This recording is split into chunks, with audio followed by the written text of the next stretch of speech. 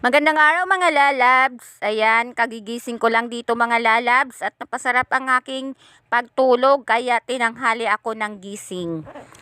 Linggo nga pala ngayon mga lalabs, magsisimba ako at dadayo ako ng simbahan ng Barangay Bantige. Doon ako magsisimba dahil nung kafiestahan nga pala ni Santa Filomena, hindi ako nakapagsimba dahil bigla-bigla naman akong tinawagan ng ospital na kung saan ako ooperahan. So, habang bumibiyahe ako sa papuntang Maynila, sabi ko sa sarili ko na sa pagbabalik ko dito sa amin sa probinsya, doon ako magsisimba sa Barangay Bantige. So, dito ayan mga lalabs, nagkakape na ako dito. Hindi na ako mag-aalmusal kasi tanghali na nga eh. Tapos kape lang para naman mainitan yung sikmura ko. Tapos ayan, maliligo na ako. Pagkatapos ko dyan maligo mga lalabs, dali-dali na akong nagbihis para naman umabot ako sa first mass. Tapos dito ayan, bumibiyahe na ako papunta ng Barangay Bantige. Ayan, 40 minutes lang naman pag dire-diretso yung biyahe papunta doon, makakarating ka na doon sa simbahan nila. So, alam nyo mga lalabs, yung simbahan nga pala dati ng Barangay Bantige, maliit lang yon.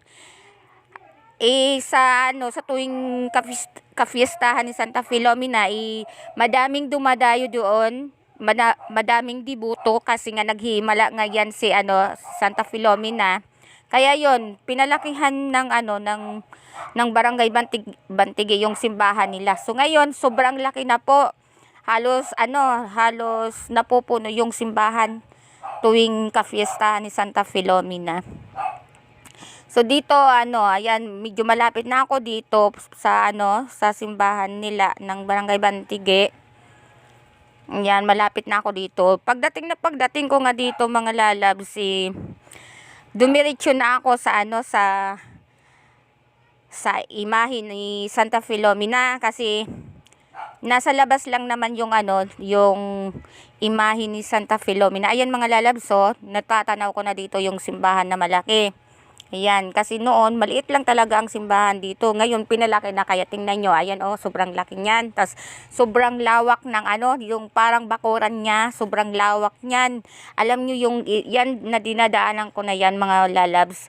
Punong-puno yan ng tao tuwing kafiestahan dito ni Santa Filomena. Dito sa labas halos yung kalsada na yan, punong-puno yan talaga ng tao. So ayan na nga mga lalabs, dito pagpasok ko yung gate ng simbahan, ayan, dumiretso na dyan ako sa imahe ni Santa Filomena. Nagdasal din ako dyan. Tapos, pagkatapos ko dyan magdasal, pumasok na ako ng simbahan. Ayan, papasok na ako dyan ng simbahan. Tapos, naabutan ko pa dyan yung mass. Tapos pagkatapos ng mass diyan mga lalabs, lumapit naman ako sa unahan ng simbahan kasi nandoon yung imahe. May imahe din doon may imahe din diyan ni Santa Filomena. Diyan may mga yung caretaker diyan, nagpaapak ako diyan sa mata ko. Sabi ko diyan kay ate, magpapaapak ako sa mata ko kasi babalik na nga ako ng Maynila dahil may isa pa akong operation sa mata, yung retinal detachment ko. So ayan si ate, magpapaapak ako diyan sa aking mata, halos sa buong katawan ko nagpaapak ako diyan sa imahe ni Santa Filomena kasi nga naniniwala kasi ako sa himala, na may himala. So yon, siyempre kanya-kanya naman tayong di ba mga lalabs, kanya-kanya tayong paniniwala. Basta ako, malakas ang paniniwala ko na may himala na mangyayari sa sa buhay ko, sa lalong-lalo na sa karamdaman ng mata ko, sa nararamdaman ng mata ko. Yun. Ayan, nagpaapak ako diyan. Mabait naman dyan si ate. So, pinagbigyan niya ako. Sabi ko sa kanya, magpapaapak ako kay Santa Filomena. So, ayan.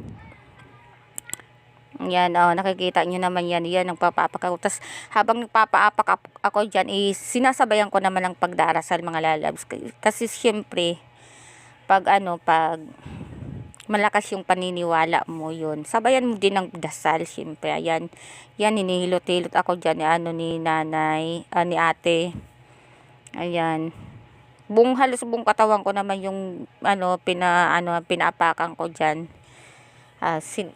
Si ate kasi marunong naman yan lahat ng kasi tuwing tuwing kapistahan din, ganyan din yung ginagawa nila sa mga deboto, nagpapaapak sa lahat ng katawan, lalo na yung party ng katawan mo na may nararamdaman ka, na sakit, yun paapakan mo yun. Tapos, syempre, sabayan mo din ng dasal at lakas ng paniniwala. So, natapos na yung pagpapapak ko. Tapos, ayan, dito, ayan, palabas na ako dito. So, yan. Medyo,